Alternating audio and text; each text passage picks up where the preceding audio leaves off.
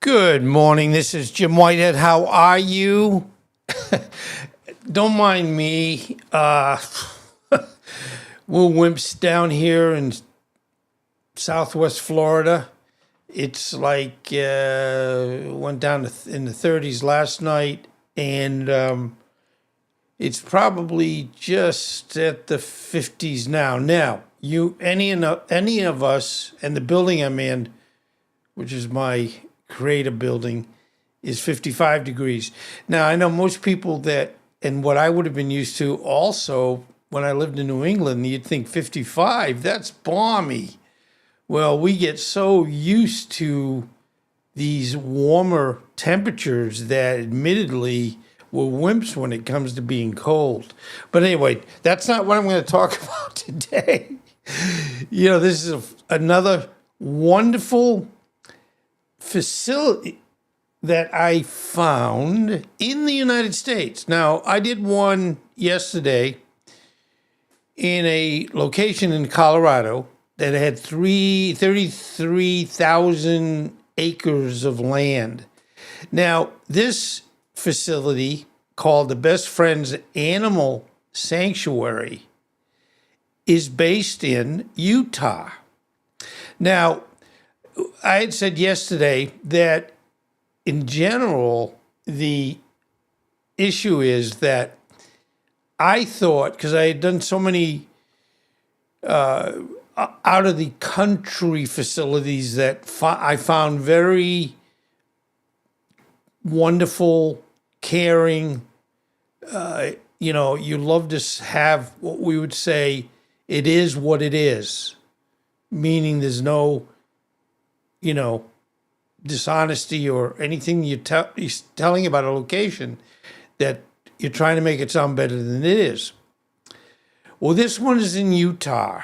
And again, I was pleasantly surprised to see this, and certainly excited to do this presentation because I will say we're in a very unique situation with what's going on right now. And there's a lot of angry people, a lot of mean people, a lot of people that aren't being treated fairly in general. And by no means is this a political discussion. But when I do these facilities like the Best Friends Animal Sanctuary, it's positive. Very positive. And that's kind of the way I function. Yes, I have a coffee channel, and what I put on there, and it's not too much right now, but it's good things, not like bad things. So even at 76, I still look for the best in everything that we can do. So going along here, Best Friends Animal Society is a major U.S. nonprofit. That's a 501c. You will not be tested on this. Animal welfare organization dedicated to saving the lives of homeless pets, especially dogs and cats. Now, I know as stated, they want and do more dogs and cats, but they certainly wouldn't go, if you had a horse you had to give up or a horse was lost, it wouldn't be where they say, well, we don't take that type of animal. When people have such hearts, they can't, unless it's dangerous or it's going to hurt something or make something not the way it should be, they will accept other animals. And you'll see as I go into that. Now, ultimately bringing in an end, and this is very important to hear, to the killing of healthy and treatable animals in America. American shelters, it's widely known for its national no-kill movement, large sanctuary adoption programs, and extensive support network. Now, when we talk about no-kill, on one of my social stations or application I look at, generally they will have, and this makes me very, very sad, they will put a dog as a picture saying this is Johnny or Susie, and it's going to be euthanized tomorrow or the next day or 4 o'clock today. Now, it isn't where we would sit here and go, oh, I can adopt that animal. Well, in most cases where it is and so on and so forth, that doesn't work. So all it does is, in essence, make you feel very bad because we don't want any animal euthanized. They've done nothing wrong. And yes, maybe someone has not been able to take care of them, but they do not deserve to be put down. I'll be the first one to say if an animal is very sick, that's a whole separate issue. But these are healthy, wonderful animals that have had something come into their life that has made it where they've got some other problems. You know, their owners are old and they can't take care of the animals. Some are falling in now, unfortunately, they're not having the extra money for pet care and veterinarian care, so on and so forth. So this is such a support network to ensure they try to work on finding homes. And again, not same day. You know, it might be, say, you know, whatever, whenever you can do something, let's do something. Now, this is a beautiful golden retriever. And the neatest thing with this, the golden retriever is like running toward you and me. And when I started my full-time YouTube 3 years ago, I was doing shorts and shorts and shorts and shorts, which was kind of silly. It's nice to do shorts here and there. It helps bring some, how would you say, recognition to the channel or name recognition, but it just doesn't, it just doesn't help you with your growth directly on YouTube. But I would do these shorts. I would do 11 to 14 a day, and it would always be where whatever dog I was doing or animal or horse, I would have them running toward me or facing forward, running toward me, etc., etc.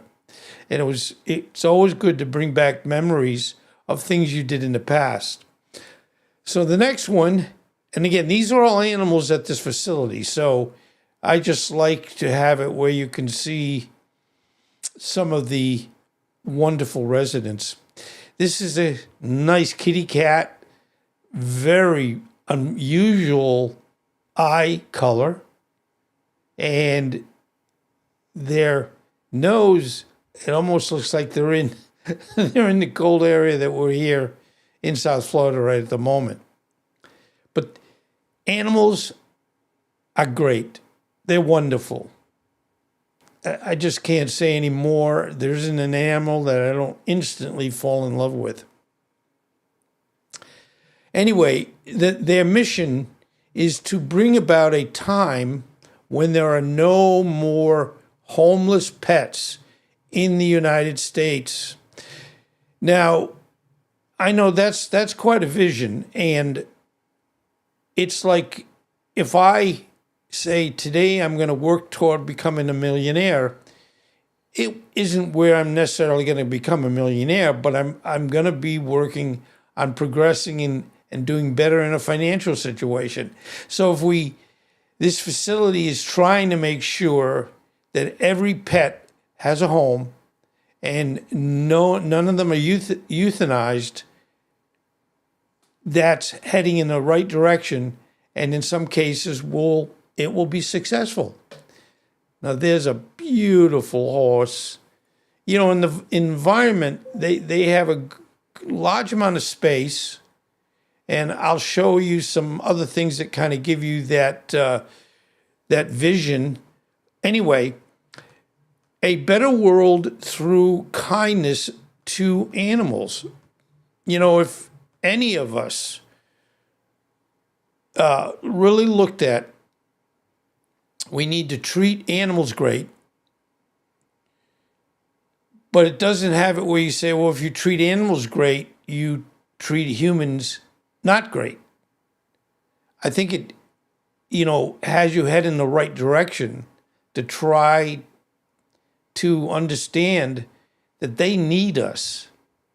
Unless they're wild and they're in an area that is plentiful with food and grass and so on and so forth, sometimes they have to be taken into a facility because something has changed. They built homes in where this animal's home was or whatever. So, having it where there's a facility like this, and it's got, a lot of space, is just wonderful.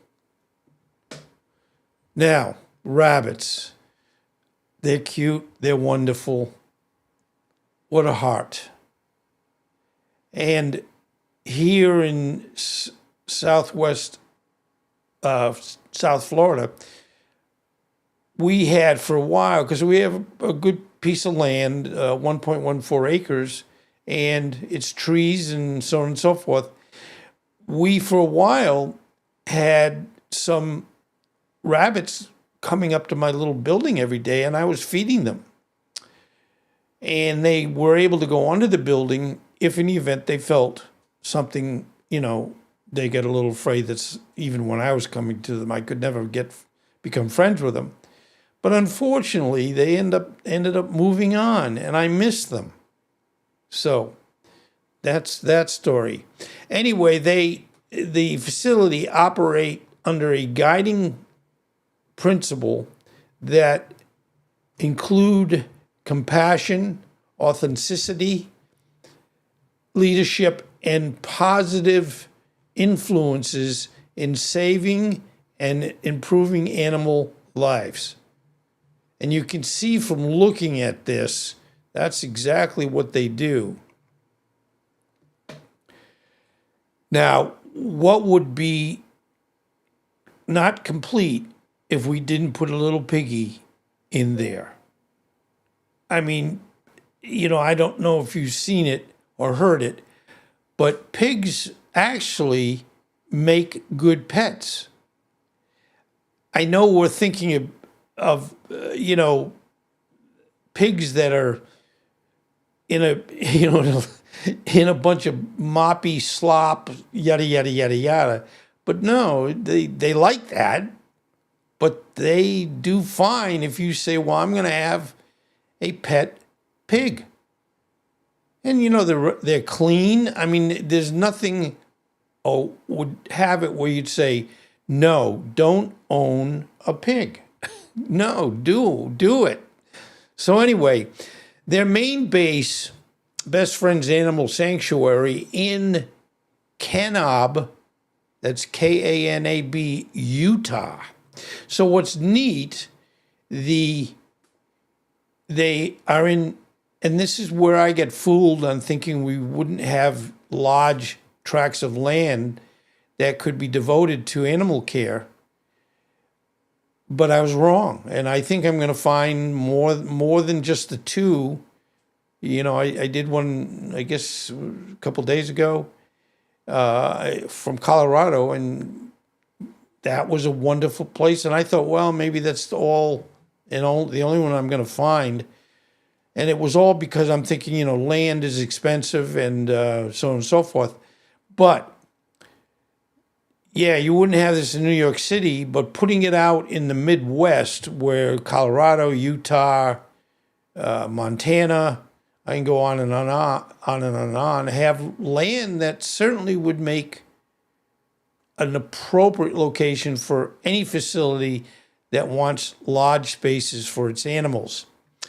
The largest, this particular one in Kanab, Utah, the largest no-kill animal sanctuary in the U.S. Now that's quite a claim and exciting because, again, as I see on one of my social networks, it's not the lady's fault, but she puts up, an animal that's going to be euthanized in 2 or 3 days, and it could be in Mississippi. So I'm not saying if my life depended on it, I couldn't get that animal, but I mean, it isn't where the odds of having a good adoption are going to happen. So that's kind of what we run into. And of course, they have beautiful horses. And why I put this in here, the open land that they have. And in Utah, there's some great high, I don't want to say mountains, but, rock formations that are extremely exciting and very protective in the sense that it's certainly a natural barrier to, somebody doing something they shouldn't do. And the animals, with having the space and feeling safe, can have a great time. They also maintain regional centers. This is pretty interesting. In cities such as Los Angeles, New York City, Atlanta, and Houston, Salt Lake City, and Bentonville, Arkansas. So it kind of adding more to the positives of this location. They have a great location in Utah, but they have other locations around the country. And, they can use it for in adoptions. Let's say they feel, well, we're seeing in, our Arkansas location that we get quite a few requests for this type of dog, cat, horse, etc. So they can pull animals from one facility to another facility. So I see it as a larger base for more animals, but also having it where they can kind of fill to order an animal that you might want to adopt. I've said jokingly to my wife that, because we have the land of late down the road getting a horse. Now, I'm kind of kidding, but it's kind of neat when you know that you could take a horse in and give that horse a good life. Best Friends Animal Sanctuary.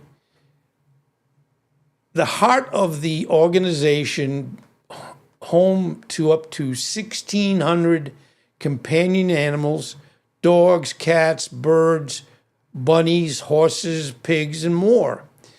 By the way, what you're looking at, this is one of their yearbooks. And I'm actually making that up. I don't know if they do a yearbook, but they, as you can see, these are titled Best Friends. So these are animals from their locations.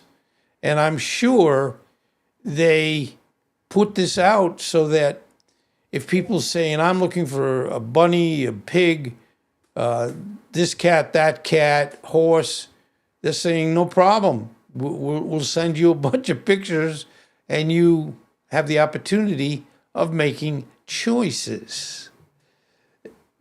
There's another group of them saying, hey, I'd love to see you.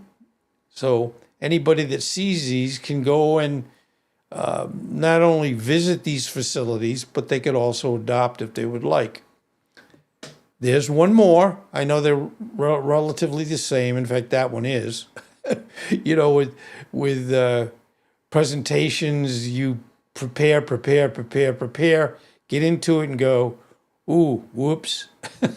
Anyway, now what's really neat is this is not really a full-fledged map, but it kind of just gives you some of the different animals that they are able to take care of. Like one of them up in the middle left is the cat world, Dogtown,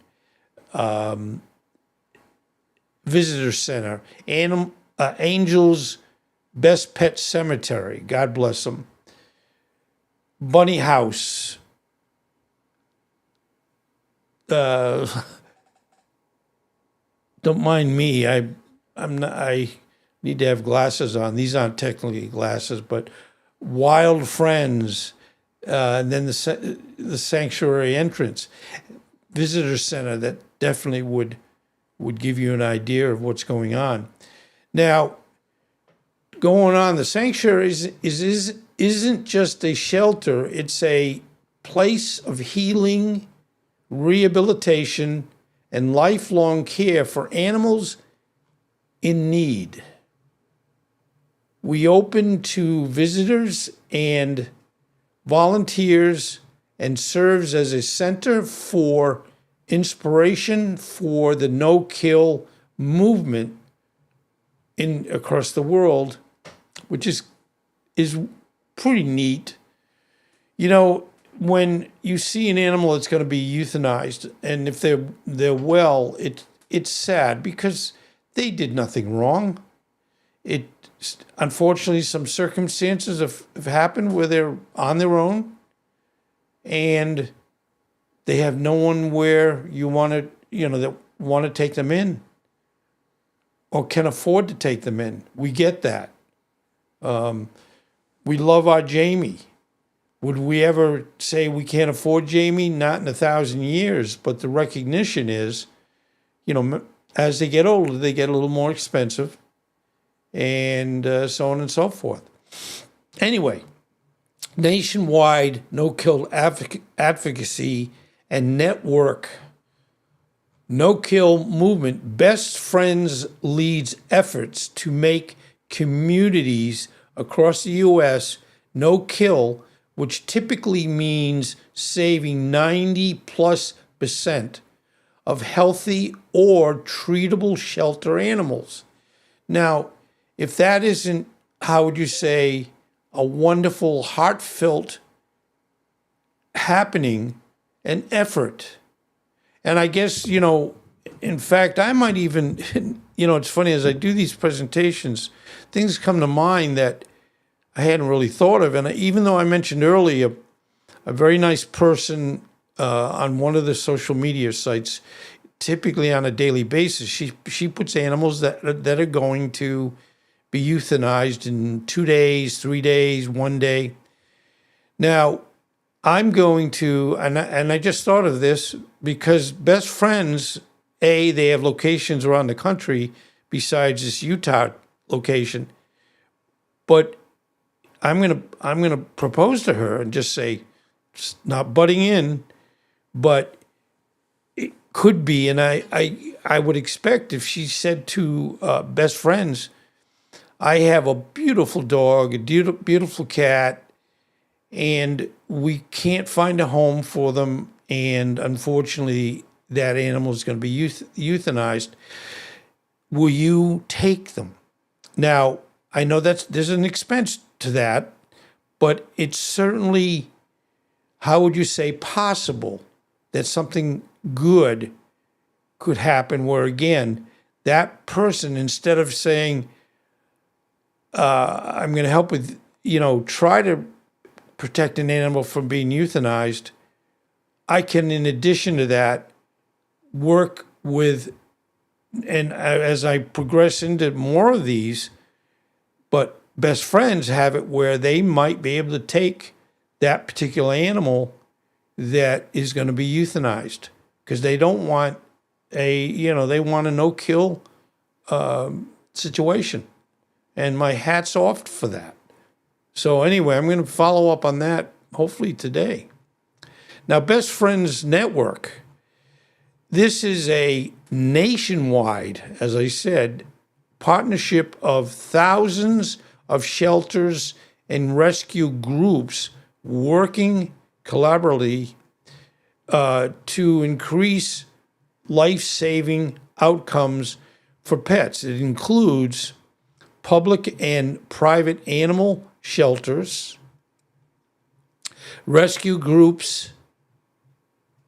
They do spray and neuter programs. Now, when I was living in Davie, Florida, that's pretty much straight across heading east on the southeast Florida, I was taken care of, and I showed that in a presentation about 3 days ago.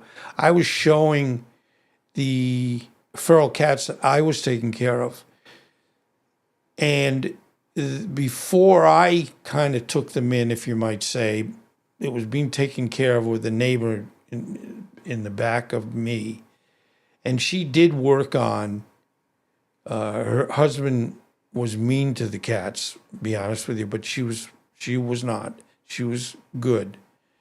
And she would work on neutering programs. And she, if you could, it's sometimes harder to catch these animals when you're going to, not that they know they're going to be neutered, but it's just, they're wild in essence. And they're a little afraid of people. Now I fed them, and I'll come back to her in a minute, but I fed them for about 3 years, twice a day, water, good food, and they still came. I know they liked me or loved me, I know down deep, but they were actually afraid. They certainly have come in contact probably with people that were, like, as I said, this lady's husband, when she wasn't home, would go out in the backyard, which backed up to my backyard, and I would see him throwing rocks at the cats.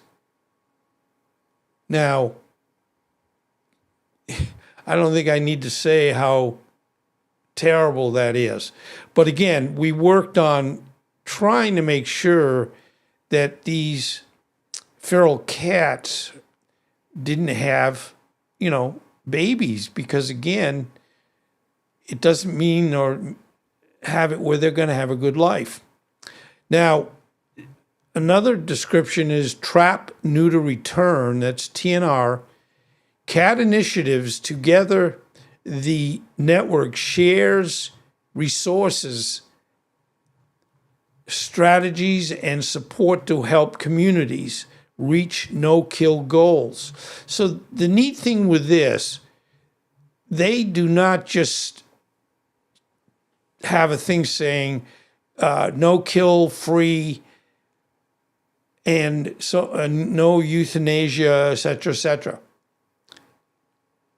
but they work to, and I admit some facilities would be probably a little reluctant, but in a lot of cases, they would say, hey, if you can help me, I don't like to have it where I'm putting these animals to sleep. So a network like this is amazing. Also, adoption.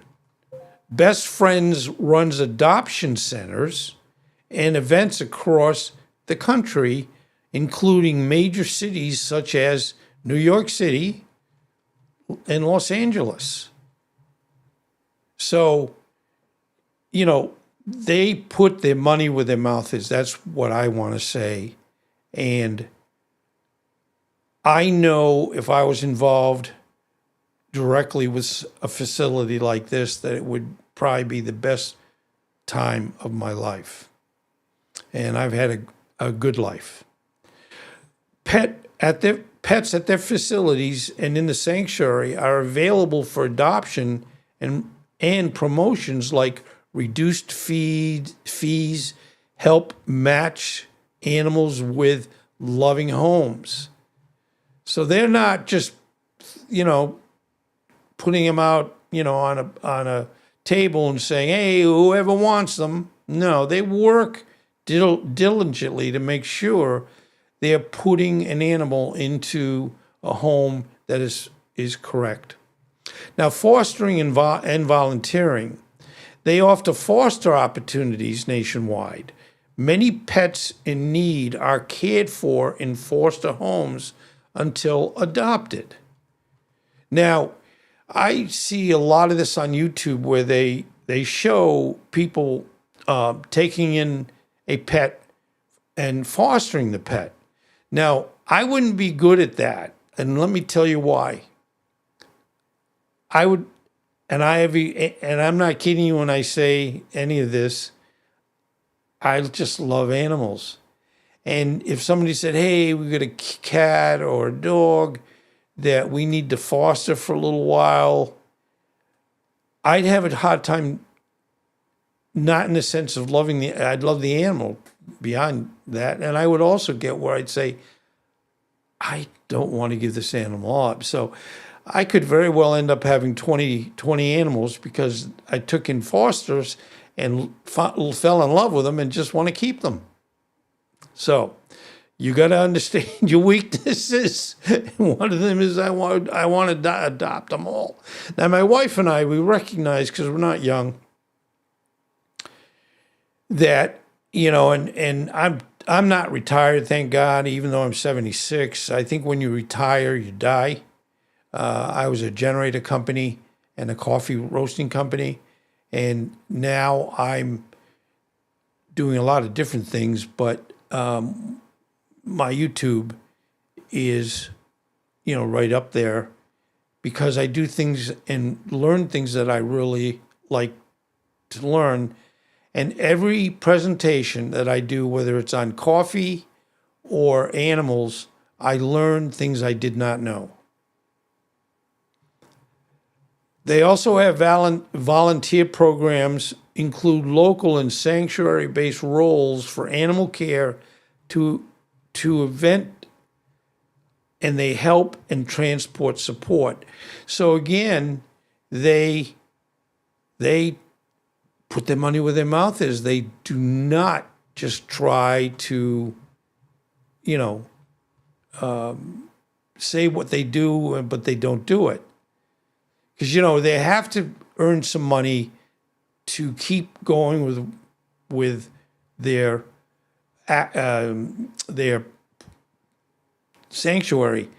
And, it's expensive to keep an animal because they, food and medicine and, luckily because of Utah having open spaces and Colorado, Montana, and I'm sure there's others that they can get this land or their land is donated because of what they need to do. But talking about the spaying and neuter programs to reduce pet overpopulation and the number of animals entering shelters. Because, when they don't have a form of neutering, and yes, we had Jamie's neutered, spayed, because again, yes, we would love a bunch of Jamies, but we would recognize that, and she's 11 years old, so we got her in 2015, and we're younger then. You never think you're going to get old until you're old. But the neatest thing with what I do is I do my animal channel, which keeps me going. Now, what I was going to say a minute ago, as my wife and I know that when Jamie, and I pray every day that this doesn't happen, but I'm not stupid about it, that, Jamie would live forever. The other side of the coin, I wouldn't want something where I pass away and she doesn't have, and she now is in a situation just like this. She needs adoption, care, so on and so forth. And these things do make me sad from that point of view. But it's reality and it's life. But what my wife and I have agreed, even though I don't technically agree, is that when something happens to Jamie, we will volunteer at a facility in the Naples area. Now, I know myself, every animal I'll meet, if I do, animal rescue, I will want to take care of. So, I guess we don't always know ourselves in totality, but we do have aspects of knowing certain things that would happen if you get into that situation. And again, if I was at a local facility, rescue facility, I would want to take them all home. And I wouldn't be able to. So then you say, well, I'll see you every day. That's at least good for the animal, but I just love them so much. I just would love to have them with me. That's just the way I am. They also provide advocacy tools like guides to pass no-kill resolutions for communities looking to improve shelter outcomes. So you can see none of this has it where they don't do all these things. And it just makes everything better. Now, education. The organization educates the public about issues like puppy mills. I have very rarely in my lifetime gone to a pet store, and it's, again, kind of a mill-oriented, and buy an animal. Because, one, you hope that they're not going to be sick because of the nature of, on the bad side of human nature, people want to make money. And they make money at the expense, in this case, of animals. And I just feel I don't even know how they can live with themselves. Anyway, this breeds discrimination and the importance of adoption. So, again, when I lost my dog, Shiny, in 2014, she was run over by that mean neighbor that I mentioned about throwing rocks at cats. And I take full responsibility. But that was one of the worst days of my life. And we did get Jamie about 3-4 months later. And, as a puppy. And we raised her. And she's not been with anybody else. And she is just the most wonderful thing in the world. And that is the truth, the truth, the truth. Yeah, how do you like to have a neighbor? In fact, he was such a jerk. Sorry, don't mean to be negative. But he hit her, period. And this was in a neighborhood where cars should not be driving at the speed a lot of times they do. I still take the responsibility, but he was going to buy us a new dog. Because again, he didn't expect to, because Jamie was $1,200. She's worth 28 times that. But, the recognition of what money you have. Now, he was going to pay us the money to buy Jamie. Well, he decided that, you don't need to get a puppy. This is just the extension of, unfortunately, a non-animal lover. And he said, you don't need to get an expensive puppy. Now, it's a Shih Tzu. It's whatever. And he gave us $300. even though he had promised the full amount. But he felt that was not what you should spend, so he didn't do what he said he was going to do. So again, that just shows you human nature. If you're not good, you're not good, and you don't get good. Anyway, national adoption events, campaigns, and collaborations with celebrities help raise awareness and support. Now, talking about Taylor Swift for a minute, and there's so many actors, and well, I know they all want to be called actors, but there's so many that do such a great job. But if she's so prominent in people knowing her and liking her, if she set up, animals, or with an animal rescue center, and she was saying, hey, this is Susie, this is Johnny, this is whatever, the horse or dog or cat, looking for a home, probably 28,000 people would apply to get that animal. And one would say, but why? Because it's, it's just Taylor Swift. They're saying, well, if she likes the animal, we're good. Anyway, the impact and goals. Best Friends strives to help the United States reach a no-kill shelter environment, saving every healthy and treatable dog and cat. Through rescue partnerships and direct care, they work to increase life outcomes, meaning more animals are adopted, fostered, otherwise saved from euthanasia. So now, in summary, Best Friends Animal Society is a leading force in the U.S. animal welfare movement, dedicated to ending the needless killing of pets in shelters and giving every animal a chance at a living home through its sanctuary nationwide network, adoption hubs, advocacy, and community programs. It is reshaping how shelter animals are cared for and adopted across America. Anyway, I know this was a long one. It's about 42 minutes.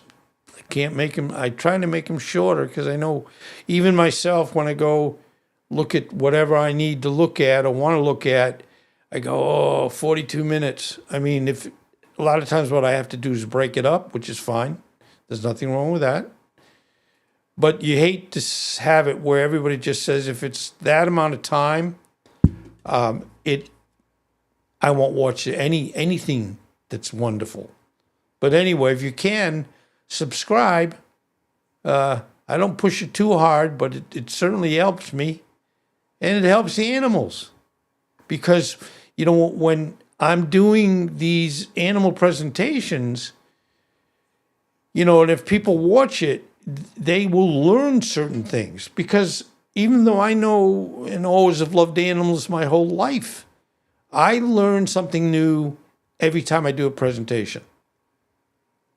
And as I said earlier, I'm 76, but I'm not retiring because I feel if you don't keep learning, you don't keep practicing what you do, making things better, you're wasting probably one of the best times of your life, because you know a lot from the past. You know things you did that wasn't a good idea. You know things that were a good idea.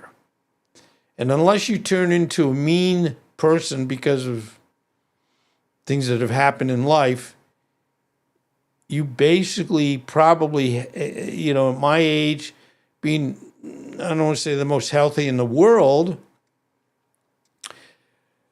I'm not in perfect health. No one at 76 is in perfect health. Whether they try to tell you that, it's not true. It just isn't.